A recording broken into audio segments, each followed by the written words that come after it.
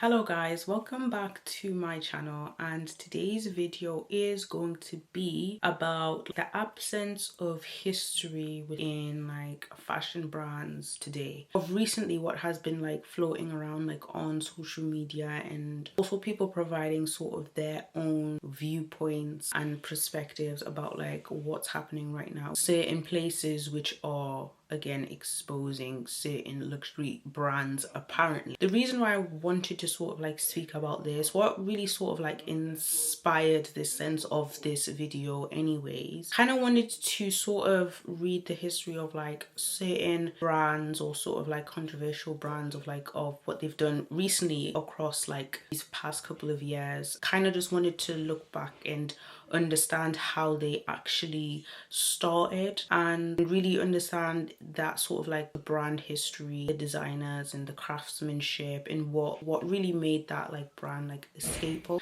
So for example, for the first brand, Cristobal Balenciaga, also, as you know, the brand today, which is Balenciaga. I decided to just sort of read into sort of how the brand started in the first place, and also looking into how he sort of approached design for clothing, especially for women in general. But it's very sort of dramatic dresses and sort of very sharp, clean cuts of tops and dresses, skirts as well, and also designing sort of blazers, jacket, just designing that in a way where it's suited for all women. So for example, he was sort of designing the sleeves, which were a little bit more shortened in a way where it exposes the wrist. And of course with women, especially if they go out and stuff like that, they like to wear their watches and their bracelets, so sort of designing sort of a blazer in that way can make the outfit cohesive as well, but just tailoring it to a woman's needs.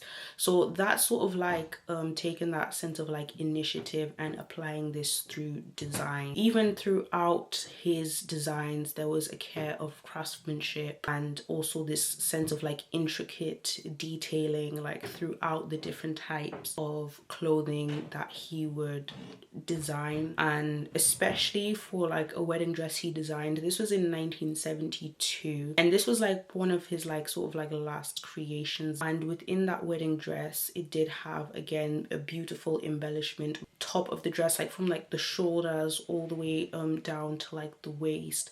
And you can tell that it was very sort of a very attentive design. There was sort of a sense of making it elegant but still making a statement, since it is a wedding dress. If we compare it now to where Balenciaga is now, if we sort of compare these sort of two aspects, I feel the essence of that sense of craftsmanship and taking sort of initiative within design is kind of sort of lost in a sense, because I feel with Balenciaga and where it is right now, very eccentric and very, I wouldn't say weird. I feel eccentric is probably the best way to sort of describe Balenciaga now. But when you think of Balenciaga, you're not necessarily thinking of something which is timeless, something that has a sense of craftsmanship about it. Me thinking about this, especially with other brands as well, I thought that was sort of a very interesting sort of contrast with how the brand started to where it is today. In comparison to other brands, for example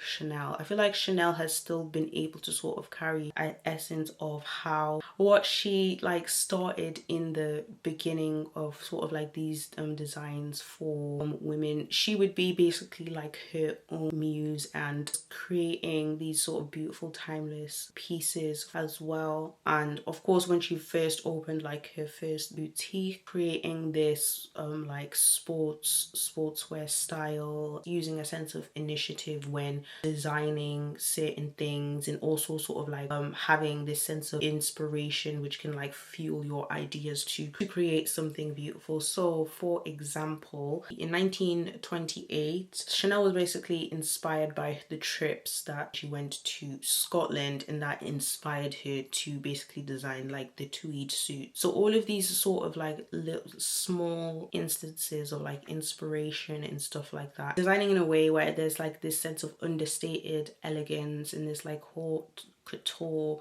design.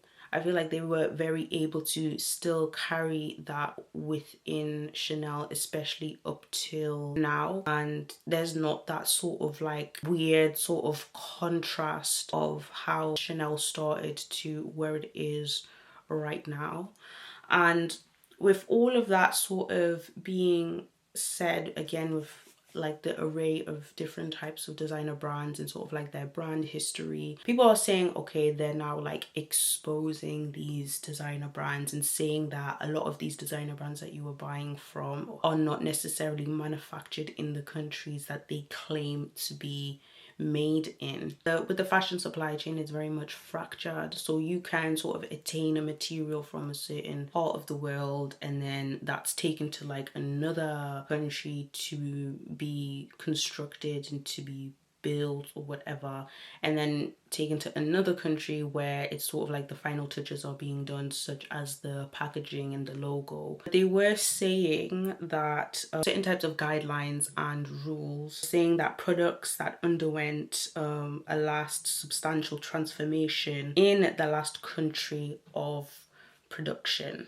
if that makes sense. So say for example, if, and now I'm sort of doing the last finishing touches, such as the packaging and the logo, I can just claim that it is from the country that I am in, which I've done the last finishing touches of.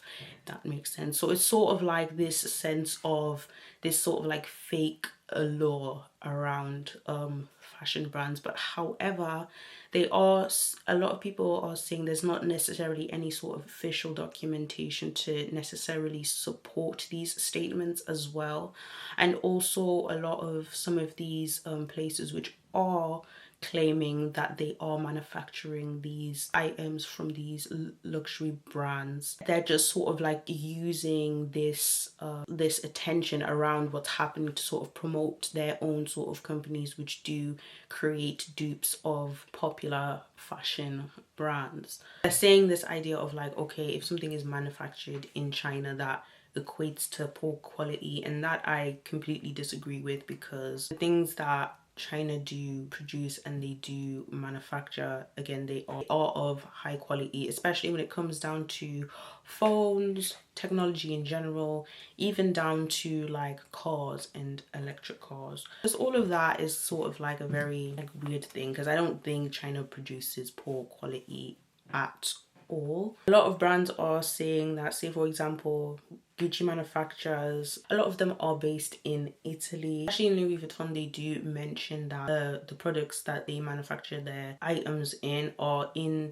Europe, also in the US. The reason why I wanted to sort of talk about all of these things in general, because I just find it very interesting how sort of like this, the way that a lot of these designer brands have started in sort of like, again, this essence of like craftsmanship, something that is timeless. I think it's sort of like this essence of sort of like the arts and like the appreciation for these designers who have created those things. And I think this sense of like consumerism and this sort of mass production of these things, especially from like dupes and also platforms such as like the DHgate, it kind of loses this sort of like sense of value in what that brand originally intended for when they were creating these pieces in the beginning, tends to be now lost. And even with, again, this idea of like dupes or buying like the like one of one, something that is like very, it's still emulating that original product, but it's not